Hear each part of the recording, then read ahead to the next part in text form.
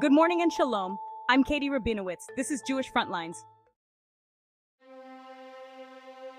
Guys, Israel just confirmed yesterday that they killed Ibrahim Aqil, a senior Hezbollah commander, in a series of airstrikes in Beirut. Aqil was a notorious figure, known for his involvement in the deadly bombings of the U.S. Embassy and a Marine Corps barracks in Beirut back in 1983. Those attacks claimed the lives of more than 300 people, including 241 U.S. service members. Aqil has long been wanted by the U.S. government, with a $7 million reward offered for information leading to his capture. So, what does this mean for the region, and why is Aqil's death so significant? Let's start with a bit of background on Ibrahim Aqil. He wasn't just any Hezbollah fighter. He was the operations commander of the group's elite Radwan Special Forces unit.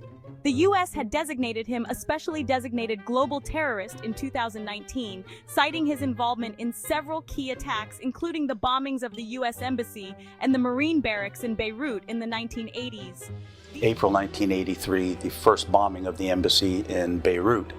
The day of the bombing, they called me and said, I had to get back to Athens, pack up to lead a team of Seabees into Beirut, along with some technical folks that were going in from other agencies. DS as a whole, at that time to SY, was just developing a lot of standards for physical security. At the time of the bombing, the Delta barricades that were just being installed had not been installed yet.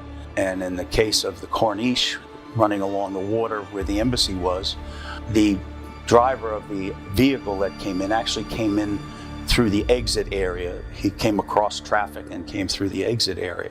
I'm not speaking out of turn, I don't think, to say that the largest contingent lost there of American lives was from the CIA. These bombings were part of Hezbollah's Islamic Jihad organization, a faction that Aqil was heavily involved in, and they marked one of the deadliest days for U.S. forces in the region. Now, in the present day, Israeli forces launched a wave of airstrikes targeting Hezbollah positions in southern Lebanon, and as many as 10 other senior Hezbollah commanders may have also been killed alongside Aqil. This was no ordinary strike. It was highly targeted, likely in response to Hezbollah's growing involvement in the ongoing conflict between Israel and Hamas. Speaking on the strike, Israeli Army Chief General Herzi Halevi made it clear that Aqil and his fellow commanders had been planning attacks on Israel's northern border for years. Halevi stated, "We reached them, and we will reach anyone who threatens the security of Israel's citizens." Lebanese officials have reported 12 deaths and 66 injuries from the airstrikes, with 4 missiles hitting different locations in the Dahia neighborhood of Beirut, a Hezbollah stronghold. Hezbollah, for their part, confirmed Aqil's death and praised him in a statement released late Friday. But this strike isn't just about one man. It comes amid rising tensions between Israel and Hezbollah. The region has seen a near-daily exchange of fire since October 7th, when Hamas launched a devastating attack on Israel, prompting Israel's war in Gaza. Hezbollah, which is backed by Iran and is a close ally of Hamas, has been ramping up its missile attacks on Israel from southern Lebanon. In response, Israel has been striking Hezbollah positions, with the Israeli Defense Forces stating they hit over 100 Hezbollah missile launchers and munitions depots in recent days. This situation is escalating, and Aqil's death could further inflame tensions, particularly with Hezbollah's leader Hassan Nasrallah vowing revenge. Nasrallah recently described an Israeli attack that caused dozens of Hezbollah communications devices to explode as a declaration of war. And while Hezbollah has been firing missiles into northern Israel, the group's latest threats could signal a broader escalation in the conflict.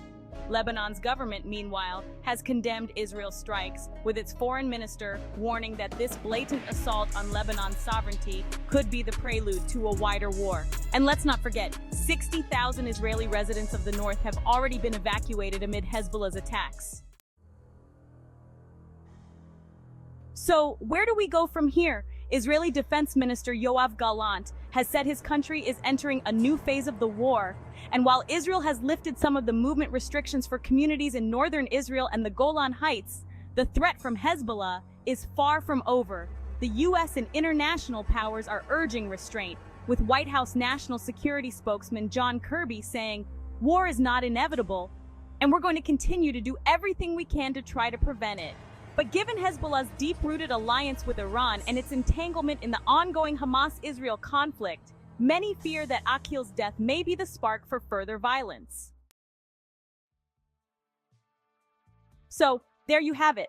The killing of Ibrahim Aqil by Israeli forces is not just a tactical victory for Israel, but a potential turning point in the escalating conflict between Israel and Hezbollah.